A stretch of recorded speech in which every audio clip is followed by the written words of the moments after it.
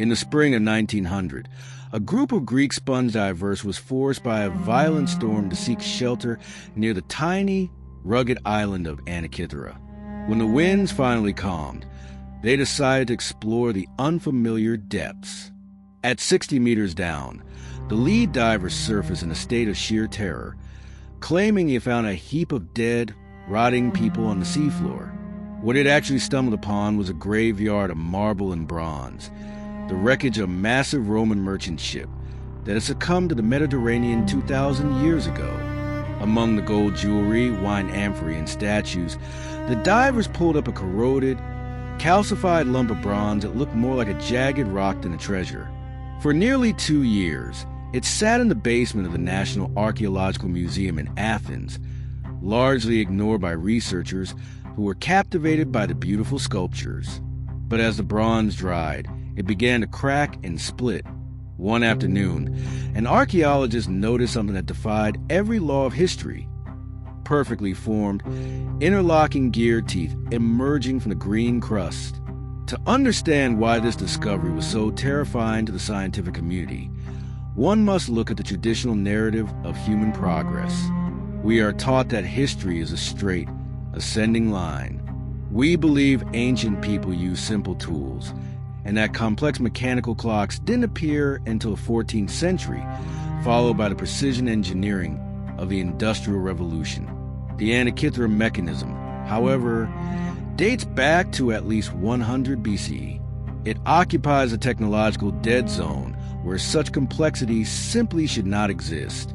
For decades, skeptical historians argued it must have been a modern instrument dropped by a passing ship, unable to accept that the ancients possessed such power. It took the development of 3D CT scanning technology a century later to prove the impossible. The machine was truly ancient and was far more advanced than our wildest dreams.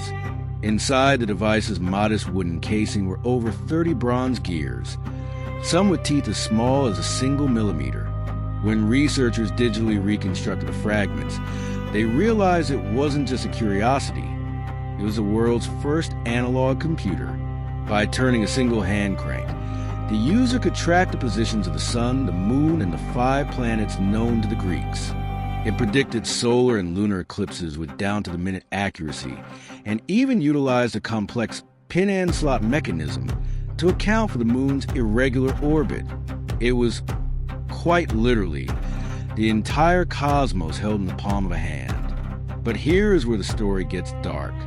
In the world of engineering, technology doesn't just spawn in its final, perfect form. Every invention requires centuries of prototypes and failed attempts.